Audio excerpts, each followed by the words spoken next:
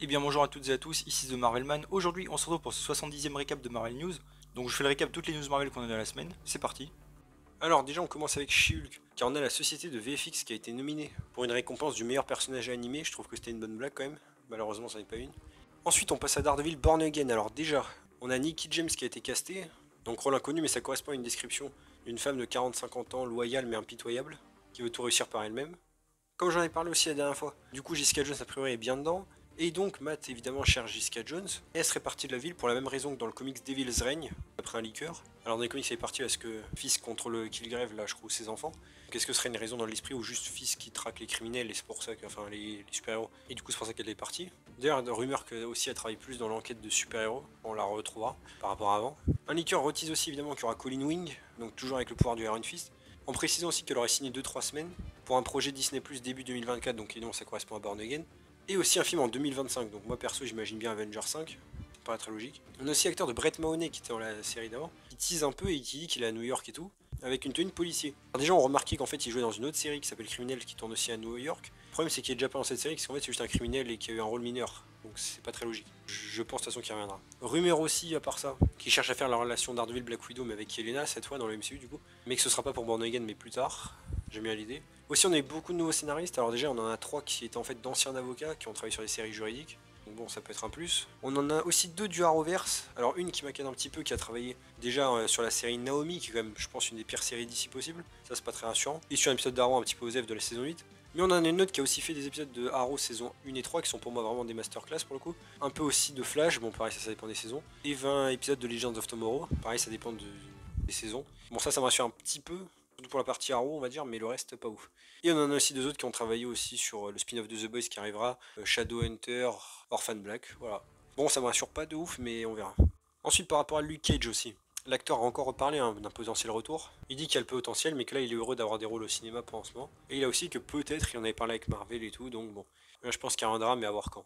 Ensuite par rapport à Agent of Shield, justement, j'en ai même fait un short, un truc qui m'a beaucoup amusé. Du coup l'actrice de Quake, Chloé Bennett, qui a dit, enfin, qui a remis à sa place sur Twitter un leaker qui depuis des années évidemment crachait sur la série et ses fans, j'en ai déjà parlé dans mon short, hein. Vraiment de tous les noms, tous les acteurs aussi. Toujours eu la haine pour les séries Marvel TV en général, pareil, dire que c'est pas canon alors que factuellement ça l'est, qui ne reviendrait jamais et tout. Et là en l'occurrence le tweet en question, c'était dire qu'elle était passée d'eux pour travailler avec des acteurs et tout, tels que pareil Nick Fury, Elena Belova, Kate Bishop, là je parle des personnages. Et l'actrice a répondu, disant en plus que ces tweets allaient mal vieillir, ce qui sous-entend donc que c'est potentiellement un retour qui est teasé. De toute façon elle reviendra à un moment donné, hein, c'est clair. Mais ça fait plaisir. Et surtout de remettre en place enfin ce mec, qui pour le coup, voilà, cherche un peu trop depuis des années. Aussi, alors ça, je le casse vraiment vite fait, c'est le fait que l'actrice de Crystal de Inhumans commence à remettre des photos de l'époque de la série. Est-ce que c'est pour teaser quelque chose ou pas? Bon, évidemment, moi je pense pas, mais je le mets quand même. Ensuite, du fait aussi par rapport à Runaways, encore des rumeurs pareil de Nico Minoru, mais que ce ne soit pas pour la série Agatha, ça c'est un peu plus précis quand même. On verra pareil. Aussi, on apprend ça un peu dernière minute, c'est le décès de l'actrice Annie Wershing, qui joue en fait Leslie Dean dans Runaways, morte à 45 ans du coup d'un cancer, donc condoléances à sa famille. Aussi par rapport à Hawkeye en général, l'acteur est rentré du coup de l'hôpital, il a apparemment 30 os cassés, mais il remercie tout le monde pour le soutien, c'est cool. Et aussi, je le case un peu là, ces rumeurs qu'on revoit Kate Bishop avant Avengers 5, on verra. Ensuite, pour Black Panther Wakanda Forever, on a un producteur qui a dit que par rapport à la blessure de Laetitia Wright sur le tournage, ils s'étaient tous sentis responsables et qu'ils avaient fait de leur mieux pour qu'elle revienne sans avoir peur et tout. Aussi qu'il y avait des moments qui ont été coupés un peu dans la grotte de Talokan entre Shuri et Riri Williams, qui rappelait un peu Iron Man 1, ça faisait un parallèle avec Yinsen et tout. Ça aurait pu être cool. On a aussi Angela Bassett qui a été nominée au BAFTA pour meilleure actrice secondaire. Elle a gagné aussi meilleure actrice de support au Critic Choice Award. Et nominée aussi aux Oscars d'ailleurs pour meilleure actrice dans un rôle secondaire. Et le film aussi pour d'autres nominations. Meilleur effet visuel, meilleur costume, meilleur maquillage et coiffure. Et aussi meilleure musique pour Rihanna, musique originale. Aussi au WGA pour meilleur scénario adapté. Moi, ce qui mérite toutes ces récompenses, peut-être pas quand même, mais à voir. On a aussi Ken Feige qui retise que Namor a quand même 80 ans d'histoire, et que donc forcément on va y avoir d'autres trucs avec lui, et qu'il aime les changements apportés au personnage. Il a aussi reconfirmé, même si on le sait déjà, que dans Iron Man 2 il y a bien un easter egg au Wakanda et à Talokan au final, si on, techniquement on le sait déjà. On aura aussi le making of le 8 février, et aussi d'ailleurs le film sortira finalement en Chine. Aussi, même si c'est logique, un liqueur dit qu'on verra Shuriken dans les Avengers, pas avant. Aussi par rapport à un spin-off sur Okoye, c'est l'actrice qui dit qu'elle en a fait entendu parler de ces rumeurs. Elle tease un petit peu quoi, mais sans trop en dire. On verra quand ça arrivera. Ensuite par rapport à Ironheart, c'est l'acteur Eldon Ehrenreich qui va jouer, qui a dit que c'était la série était très grosse mais aussi personnelle et qu'il appréciait jouer dedans, que c'était assez amusant. Il y a d'autres rumeurs encore que ce soit toujours le fils d'Obadiah Stane et qu'il soit en fait le chef, le patron de Riri Williams. Ensuite par rapport à Captain America New World Order, déjà on a Kramer Morgento qui va être le directeur photo. Il a fait Spirit et Creed 3. On a aussi apparemment ce leak qui sera en fait un concept art du Général Ross en Red Hulk. C'est de même source qui nous avait montré les trucs de MODOK qui sont avérés vrais, hein, donc voilà. D'ailleurs, ce leaker dit aussi qu'il ne sera pas caché dans le marketing quand ça commencera à Red Hulk. Apparemment, ça tournera aussi le 25 mars, d'autres disent que non. On a aussi que Joshua Rockmore qui a rejoint le casting dans un rôle inconnu, mais a priori, Daily Curtis, qu'en fait, ce serait Rachel Layton, qui est membre de la Serpent Society en comics, qui sera a priori dedans, et elle est vite fait un moment Love Interest de Steve Rogers. Du coup, là, ça pourrait être pour Sam, puisqu'il y avait même des rumeurs qu'il y a un Love Interest pour lui. Et surtout, dans les comics, en plus de ça, c'est que son pseudo, c'est Diamondback. Et alors, les leakers l'ont précisé, mais je le redis aussi, évidemment, ça ne contredit rien avec Luke Cage, il y a plusieurs Diamondback en comics, et là, en l'occurrence, c'est elle. Et on a aussi Eddie Berry qui a été casté dans un rôle inconnu. Là, les rumeurs redisent quand le film sera en fait une espèce de mini Avengers comme Civil War l'était. Ça correspond aux autres rumeurs. Par rapport à Armor Wars aussi. Rumeur toujours avec lien la prévention que la technologie Stark tombe pas entre de mauvaises mains. Mais surtout que là, dans l'histoire, ce sera en fait par rapport à la guerre Skrull-Kree. Et que ce soit focus sur ça. Alors non, ce serait pas si incohérent, surtout que ce serait après Secret Invasion. Mais je trouve ça vraiment dommage si c'est vrai, parce que j'aurais préféré que ça se concentre vraiment sur du terrain plus terre à terre avec des ennemis d'Iron Man, quoi. Qu'on n'a pas eu. Aussi par rapport à Black Widow, on a eu beaucoup de concept art du film. Par exemple des trucs pour Red Guardian aussi, des designs. Et surtout même pour Taskmaster, on peut voir qu'à un moment il a failli avoir une espèce d'arme qui aurait été comme le marteau de Thor, c'est un peu stylé. Et ils ont redit aussi que évidemment ils ont fait exprès de retcon le fait que la veste de Natasha dans Infinity War soit bien celle de Yelena, évidemment, c'est normal. Je pense que tout le monde l'avait déjà compris. Ensuite par rapport à Eternals 2, on a l'acteur de Druig qui a dit qu'il pensait que le film s'était fait mal critiquer parce que c'était quelque chose d'assez nouveau, surtout pour le MCU, je suis d'accord avec lui, mais qu'il reste optimiste pour un retour et qu'il a parlé avec Victoria Alonso aussi, sans dire de quoi bien sûr. Par rapport à Wonder Man aussi, en vite fait, c'est rumeur que ça tourne en mars, voilà, c'est tout. Pour les Gardiens de la Galaxie Volume 3 aussi, on a eu une nouvelle photo. Et aussi par rapport à Adam Warlock, ils disent bien que c'est un enfant dans l'histoire. Et c'est un méchant, hein, du coup, il connaît pas la vie et tout. C'est vraiment un jeune, quoi, et c'est pour ça aussi qu'ils ont pas pris Tom Cruise, par exemple. On a aussi les épisodes de Drax et Mantis qui sont revenus sur Disney+. Il avait été enlevé parce qu'il y avait du spoil pour le holiday spécial. On a James Gunn qui a dit qu'on peut voir Rocket comme le protagoniste secret de la trilogie au final. Et on a une rumeur aussi, un nouveau trailer bientôt, donc j'imagine peut-être au Super Bowl. Par rapport à Thor Love and Thunder aussi, c'est l'acteur de Hercule qui a dit un peu comment il s'est fait la proposition qu'on lui a faite. C'est simple, on l'a appelé, on lui a dit c'est simple, on fait Thor 4, à la fin t'apparais, la caméra se tourne vers toi, et ça tease la suite. Du coup, il a dit oui direct. Ensuite, pour Loki saison 2, on a encore des rumeurs que Kid Loki soit de retour, et qu'on voit plusieurs Kang, même si du coup apparemment il serait peu présent, et que l'un d'eux soit un inventeur du passé, qui va acheter des choses à des gens pour influencer l'avenir, et Loki essaie de l'arrêter, donc c'est probablement Victor Timely qui après va créer Chronopolis normalement. Ça peut être stylé.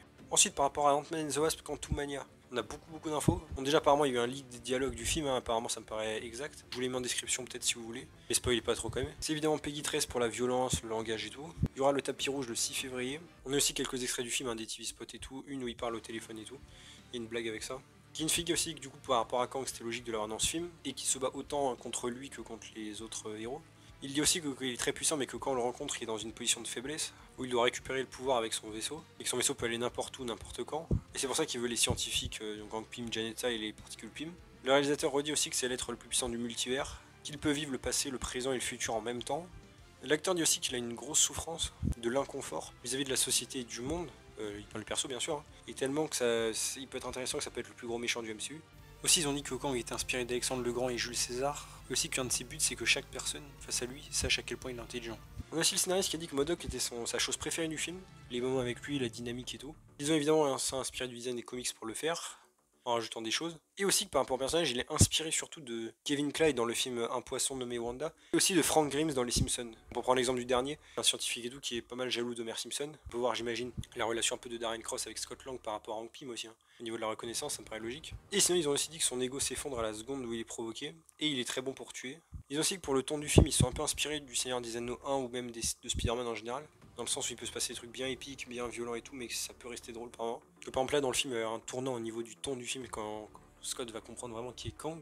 À propos de Janet aussi, ils disent que dans le film, c'est une combattante de la liberté connue et très puissante. Elle a une histoire avec Kang non résolue. Ils ont aussi que le royaume quantique était un lieu un peu illimité en termes de création et tout, de diversité, et de vie alien aussi. Aussi que pour comprendre le langage du royaume quantique, il faut boire une espèce de glu verte ou rouge. On a aussi William Jackson Harper, qui est bien dans le film donc, et qui jouerait Kaz, un combattant et tout pour la liberté qui est télépathe, et il dénonce les injustices de Kang.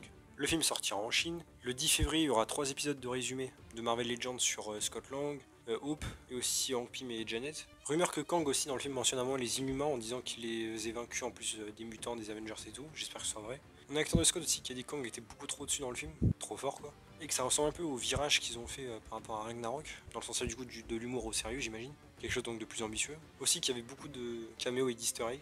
Et à propos du fait que s'il y avait Kate Bishop, apparemment, bah, l'acteur a dit non. Mais bon, on verra.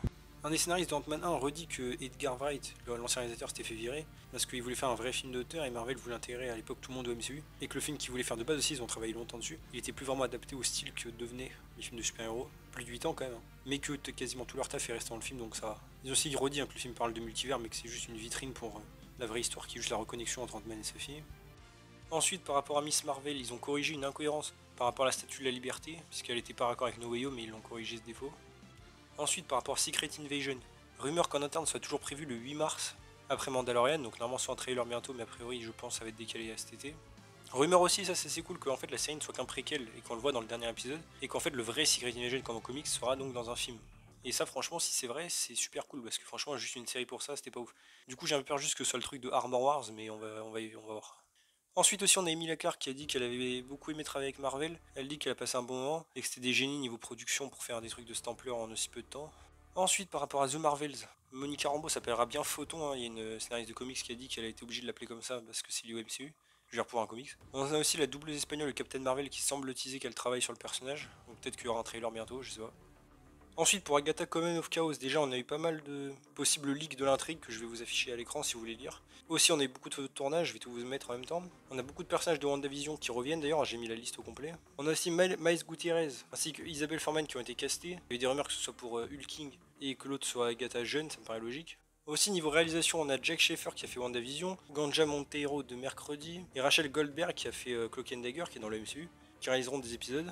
Aussi l'actrice a dit que ça allait peut-être chanter par moment, donc il y aura peut-être des trucs de comédie musicale. Rumeur d'ailleurs qu'il y ait Selena Gomez dans la série. Ensuite pour la série Vision Quest, on a pas mal de rumeurs. Déjà que Peter Cameron et Jack Schaeffer écrivent le premier épisode. Qu'il y a bien Wanda dans la série qui récupère ses pouvoirs. Il y aura bien donc Wiccan, Scarlet Witch et Agatha qui seront dans la série, mais ce sera pas le point central. C'est surtout Vision qui regagne son humanité et qui guide les Young Avengers en mode origin story et que dedans il y ait Hawkeye, donc les deux, Kate Bishop et Clint Barton, la fille d'Ant-Man aussi. Et après Ligue redit que ça c'est au tout début du développement donc ça peut changer. Ensuite pour Doctor Strange et Multiverse of Madness, on a eu un concept art pour Defender Strange, il est assez stylé. Ensuite par rapport à Avengers, The Kang Dynasty et Secret Wars, des rumeurs et des infos, je mélange un peu tout. Déjà le scénariste dit que par rapport à Kang, il a beaucoup exploré le Kang des comics, qu'il était déçu que dans Endgame il y avait des voyages dans le temps, parce que du coup Kang est relié au multivers, même si dans les comics, multivers et voyage dans le temps c'est un peu la même chose. Il espère le rendre aussi très intéressant. Il a redit, il prend bien la base des comics mais il l'adapte au MCU, donc c'est logique. Aussi que par rapport à Thanos, du coup c'est un personnage humain. Il est plus seul et vulnérable et quand on le verra il sera dans un état de faiblesse, en tout cas au début. Enfin dans Ant-Man là je parle, hein. Et qu'ensuite on le verra à son sommet dans ce film là. Il a aussi que du coup la phase 4 pour l'instant c'était que des introductions mais que là ça allait mettre l'accélération avec ce film, logique. L'acteur d'Ant-Man a aussi dit qu'il y a eu des discussions évidemment pour qu'il soit dans le film, la Avenger 5, mais que bon il peut rien dire. Ensuite là on passe plus sur de la rumeur. Rumeur donc qu'il y a plusieurs teams dans l'histoire. Déjà les nouveaux Avengers dirigés par le Faucon, en Captain America maintenant. Qu'il y ait aussi les Illuminati du Strange, la Terre 199999, donc du MCU. Donc ça si c'est vrai ce sera assez cool, j'aimerais bien revoir le Black Bolt du MCU aussi. Et aussi une équipe avec Captain Marvel plus cosmique, donc peut-être des Gardiens de la Galaxie et d'autres. Aussi que certains personnages seraient mis de côté, un peu comme Hawkeye et Ant-Man dans Avengers 3, pour les garder après. Que Captain Marvel sera assez importante et que Nick Fury aussi. Ensuite un peu plus par rapport à Secret Wars. Pareil c'est que des rumeurs et ce qui est des trucs qui me paraissaient assez logiques mais je leur dis quand même. Et encore une fois, le leaker est faible, c'est pour ça que j'en parle. Déjà qu'il y aura beaucoup de X-Men de la Fox et aucun du MCU. Que Captain America soit bien de retour et qu'il y ait justement un payoff par rapport à la blague qui soit sur la Lune dans Falcon et Winter Soldier. Qu'il y ait le Daredevil de 2003, évidemment Tobey Maguire, Andrew Garfield. Aussi qu'il y ait des versions de Into the Spider-Verse mais en live action. J'imagine Miles Morales, Spider-Man, c'est vrai que ça pourrait être cool. Qu'il n'y ait pas de gros usage du symbiote, parce que dans les comics Secret War, enfin en tout cas les premiers, il y avait le symbiote. Mais que là il ne soit pas vraiment. Rumeur aussi que Peyton Reed, donc qui réalise l'Ant-Man, est discuté pour réaliser le film. Ouais, ça me paraît logique que ce soit un mec comme ça, qui connaît déjà Marvel. Et rumeur dit aussi que Marvel voudrait plus ou moins le level de 3D de Avatar pour Avengers 5 et 6. Alors j'espère qu'il parle aussi pour les effets spéciaux, et si c'est le cas ça pourrait être très bien, parce que là c'est vrai que c'était pas ouf, dernièrement. Ensuite par rapport à Spider-Man 4, donc avec Tom Holland, rumeur que Sony voulait à la base l'été 2024 comme une sortie, mais que Marvel veut le décaler plutôt à hiver ou été 2025. Rumeur aussi que ça tourne fin 2023 et que c'est un budget de 200 millions. Fin 2023 comme par hasard juste après Daredevil Born Again. Donc quasi sûr qu'il y aura Fils dedans, hein, je rappelle. Pas encore sûr pour le retour de MJ et Ned, mais apparemment Sony veut vraiment le retour de MJ, si encore une fois ce serait stupide. Rumeur aussi que dans ce film il découvre, il rencontre surtout d'autres personnages un peu street level, donc j'imagine Daredevil et plus peut-être les autres Defenders. D'ailleurs c'était prévu depuis Homecoming, hein, un des producteurs l'avait dit, il voulait faire rencontrer les Defenders au bout d'un moment si ça s'accordait dans l'histoire, donc là c'est le moment. Même c'était depuis 2016. Hein. On a aussi un concept art de No Way Home où c'était Mysterio qui devait tuer Tante May et tout, avec Spider-Man qui était bien énervé après, ça aurait pu être marrant aussi. Aussi un nouveau livre avec des infos qui va sortir le 14 février. On a eu des extraits déjà de Tobey Maguire qui a parlé un petit peu, plus par rapport à No Way Home là, qu'il est content d'avoir pu marquer un peu l'histoire à des super-héros là avec ses films, qu'il était chaud direct quand on l'a appelé mais qu'il était un peu nerveux, et que d'ailleurs si on lui redemande encore là il reviendra. Évidemment Secret Wars, hein, ça me paraît évident. Et d'ailleurs un leaker dit qu'il ne reviendra même avant Secret Wars, donc peut-être j'imagine dans Across the Spider-Verse. Le costume pareil, il a dit que c'était un peu chaud de le remettre et tout, mais qu'une fois dedans c'était marrant. Et aussi on a Andrew Garfield qui a dit qu'il était super content d'avoir pu travailler avec les deux, c'est logique. D'ailleurs en lien par rapport à Spider-Man 4 mais avec Tobey Maguire, c'est l'acteur de Jameson qui a dit que si Sam Raimi lui demandait il revenait direct pour reprendre le rôle, j'espère un jour. Ensuite par rapport à Across the Spider-Verse, on a eu quelques concept art, on a appris aussi que le Spider-Man 2099 dans l'histoire, il manipule la génétique d'anciens Spider-Man et que sans faire exprès il s'est amélioré et du coup c'est le meilleur maintenant de tout le multivers. On a aussi l'acteur du Spider-Man de PS4 qui a dit qu'il n'était pas dans le film et qu'il attendait d'être contacté par Sony, même si on a vu son Spider-Man dans le trailer, donc a priori il n'a pas de dialogue. Ensuite par rapport à Venom 3, bon déjà, ça filmera en juin 2023, c'est logique. Et apparemment l'histoire est un petit peu leakée. C'est que déjà ça se passerait dans le même monde que Madame Web. Déjà retenez ça, ce sera important. Et en fait Eddie recherche Peter Parker quand il n'est qu'un enfant de 5 ans. Ce qui d'ailleurs, cette info contredit déjà Madame Web. Que ça se passe début 2000, Madame Web et Spider-Man est déjà enfant. Donc là Venom ça se passe dans les années 2020 et tout, mais bon ça n'a aucun sens. Et donc dans l'histoire, Eddie Brock ne sait pas s'il doit directement vaincre Peter pendant qu'il est jeune, pour pas avoir à l'affronter à l'avenir. Et en même temps il commence à devenir une sorte de figure paternelle pour lui. Des rumeurs d'une scène où en fait Eddie Brock emmène Peter au musée, il y a un exposé avec des araignées, sauf que ça le rend malade, il le fait le faire piquer, et il l'emmène à l'hôpital et après Eddie Brock se dit peut-être qu'il est innocent et tout. Et du coup c'est peut-être pas bien de l'avoir kidnappé, je suis en mode... Honnêtement, cette intrigue en fait déjà vient d'un liqueur fiable mais surtout me paraît totalement logique avec ce que Sony pourrait faire. Donc c'est un peu inquiétant, on verra. Ensuite par rapport à Morbius, on a eu un concept art, mais surtout il a été nominé au Razzie Award pour pire photographie, pire acteur, pire actrice de support, pire réalisateur et pire mise en scène. Bon en vrai il mérite pas non plus tant que ça mais voilà, c'était marrant. Ensuite pour Madame Web, d'ailleurs le tournage est terminé, on a l'actrice Dakota Johnson qui a dit que c'était une expérience folle et tout, la manière de se faire ces films là et elle était contente. Ensuite par rapport à Deadpool 3, on a Hugh Jackman qui a parlé un petit peu, il avait dit que sur le tournage du premier X-Men ils avaient fait tout pour le rendre un peu plus petit que les autres, par rapport à la taille du personnage des comics, mais qu'au final ça dérangeait personne donc ils ont arrêté. Il a dit qu'il va être plus balèze que jamais et qu'il va manger 6000 calories par jour, c'est pas mal. Aussi il a retisé un peu le costume jaune, il a aussi à propos de Taron Egerton, qui voulait le rôle de Wolverine dans la MCU, hein, de pas trop faire le mec, enfin de se calmer parce que le rôle est pris en rigolant bien sûr, mais qu'il est doué. Aussi, il y avait une rumeur d'un autre casting pour Wolverine pour Deadpool 3, donc peut-être pour un gag, un autre Wolverine. On verra évidemment si c'est vrai. Aussi, un truc drôle, il a dit une anecdote, c'est qu'en fait, il avait, sans faire exprès bien sûr, blessé la cascadeuse de Mystique en X-Men 1. Il avait planté en fait les griffes dans la main sans faire exprès, elle a saigné et tout. Mais après la rigolade. Aussi, l'acteur Deadpool a dit que les deux persos seront bien authentiques et ne sont pas altérés. À propos aussi, il y a une chanson entre lui et Wolverine dans le film. Pour rigoler, il a dit que ce n'était pas l'ordre du jour et tout, mais que bon, à voir. Il a aussi dit qu'il ne savait pas du coup si son costume allait changer, si Disney avait demandé que ça change. Et on a encore une rumeur aussi qu'il y a beaucoup de X-Men de la Fox qui reviennent dans ce film. Et à propos des X-Men du MCU, on a un liqueur qui attise un peu le blob, sans précision. Peut-être qu'il apparaîtra un jour. Aussi par rapport à Gambit, c'est Channing Tatum qui continue, il a dit, d'appeler Marvel de temps en temps par rapport à son film, qui s'est toujours pas fait, mais reconnaît que c'est bien loin de leur projet, enfin de leur préoccupation actuelle à Marvel. Mais bon, il désespère pas, hein. Comme j'ai dit, peut-être il y avait des rumeurs d'un cameo dans Deadpool 3, ce serait cool quand même, pour lui. Ensuite par rapport aux 4 Fantastiques, on a Glenn Howerton qui a dit qu'il aimerait bien jouer Reed. Le truc c'est surtout qu'il a mis avec le réalisateur, donc pourquoi pas. Un liqueur dit aussi avoir entendu Ryan Gosling pour un rôle dans le film, donc à voir est-ce qu'il y aura un rôle ou pas. Moi je pense pas honnêtement, mais à voir. D'ailleurs aussi rumeur redit que Galactus est bien le méchant du film et que l'acteur a été casté, donc il aura bien une voix et tout. Ensuite par rapport à Thunderbolt, déjà rumeur que ça tourne en juin, rumeur que finalement Songbird ne soit pas dans le film et que Zemo s'il y est ne soit qu'un caméo, presque pas le plus fiable. Aussi rumeur que Red Hulk va aider à battre Sentry, bon ça c'est logique. Ensuite une rumeur dont j'ai fait un short, c'est qu'à un moment il y avait une rumeur que Ghost ne soit plus dans le film, qu'en fait elle devait être tuée dans le premier acte par Sentry à la base, que ça n'a pas pu l'actrice et qu'elle est décalée sur un autre projet, mais qu'au final cette rumeur, après le leaker a rectifié en disant que c'était bon, elle était de retour en Thunderbolt. Donc peut-être que finalement elle y est toujours et qu'ils ont arrangé les choses. C'est vrai que Marvel avait quand même supprimé les concept art de ses comptes, où on voyait Ghost justement dans l'équipe de Thunderbolt, donc ça prêtait à confusion. Mais sinon il y avait des rumeurs qu'elle soit ensuite sur un autre projet quand même, malgré qu'elle soit dans Thunderbolt, qui va explorer un peu sa connexion au Shield et Hydra, et qu'Hydra soit bien de retour. Et il semble teaser un peu que ce soit pour Secret Warriors. On verra. Ensuite rumeur encore que, encore une fois, Sentry soit bien le méchant physique du film et que Val soit le cerveau derrière tout ça. Aussi que d'ailleurs Ryan Gosling puisse jouer Sentry, et qu'il y a aussi le Void, donc on va dire un côté obscur de Sentry. Aussi que donc avant la réécriture c'était bien ça, en fait c'est Val qui crée le super soldat, donc c'est là qui est Sentry. Il s'échappe et elle doit faire une team pour l'arrêter. Ça rappelle encore une fois beaucoup Suicide Squad 1. Et c'est pas un compliment. L'actrice de Valentina dit aussi vouloir se battre pendant le projet. En tout cas, elle va s'entraîner pour ça. Aussi, c'est elle qui a suggéré que la mèche de cheveux soit violette au lieu de blanc, comme dans les comics, pour faire un truc un peu plus moderne. Et on a un des producteurs de Marvel aussi qui a redit que c'était bien un Black Widow dessus. Ça me paraît logique, j'ai déjà vu des persos, mais voilà. Ensuite, par rapport à Ghost Rider, on a l'acteur de Robbie Reyes qui a redit qu'il est très chaud de revenir. Il y a une bonne histoire, hein, il se maintient en forme pour ça d'ailleurs. Et qu'il y a quelques années, il avait dit au revoir définitivement, on va dire au perso, il a fait ses adieux, mais que plus maintenant. D'ailleurs, Liquor dit que apparemment son retour serait quand même discuté, hein.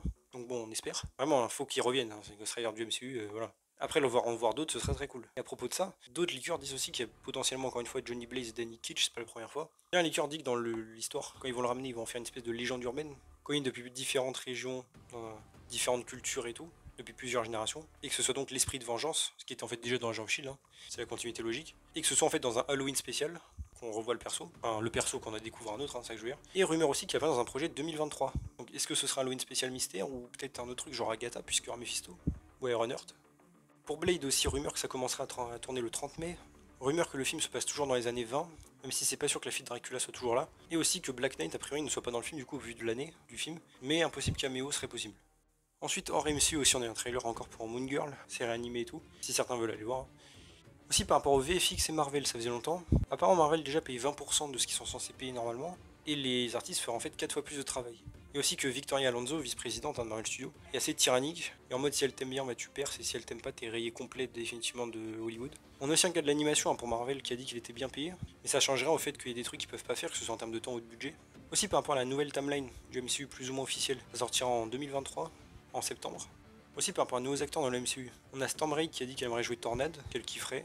C'est vrai que je trouve qu'elle a bien le physique. On a un liqueur qui dit qu'il y a 2 acteurs de la série Yellowstone qui pourraient arriver, dont Luke Grimes. Et on a aussi Rona Xiao qui serait dans une série Disney+, j'imagine Wonder Man. Et d'ailleurs, en fait, techniquement parlant, elle avait déjà un rôle dans Homecoming, Spider-Man qui avait été coupé. Et elle peut toujours rien dire sur le rôle d'ailleurs, de qui elle jouait. Ensuite, en vrai, par rapport un peu au futur du MCU, c'est Kevin Feige qui a parlé. Disons que pour lui, le cinéma va pas disparaître, que ça allait prendre 3 ans pour récupérer du Covid et tout, mais que ça allait aller. Pour la fatigue du MCU aussi, en général, la critique il dit qu'il y a 80 ans de comics, et que ça fait aussi 22 ans qu'il travaille chez Marvel, et qu'au bout de 2 ans, on lui disait déjà qu'il y aurait de la fatigue. Et c'est vrai que pour lui, il ne comprend pas trop l'idée de fatigue, puisque vu que c'est des trucs adaptés de livres, le potentiel est plus ou moins illimité en termes d'adaptation. Pour ça, je suis d'accord avec lui, mais c'est juste, je pense que les gens, ils comprennent pas que c'est par rapport à l'originalité. Il a aussi redit que son but, évidemment, c'était de divertir avec Marvel, hein, même de transmettre des messages cool, mais de divertir avant tout, avant de faire un beau message. Et aussi qu'après chaque projet, ils font une espèce de réunion pour voir ce qui n'a pas marché. Alors j'espère qu'ils vont prendre beaucoup de notes, hein, Thor 4, She-Hulk, tout ça, Moon Knight aussi. Si c'est Marvel, ce serait cool d'en faire. Et voilà, c'est déjà tout pour ce 70e récap de Marvel News, j'espère que ça vous a plu. Si c'est le cas, n'hésitez pas à vous abonner, liker, commenter, partager, activer la cloche. À me suivre sur mes sociaux et mon Discord, vous avez les liens en description. À éventuellement me faire un don sur Tipeee, Utip si vous avez les moyens bien sûr. On se retrouve bientôt pour une nouvelle vidéo. Salut tout le monde.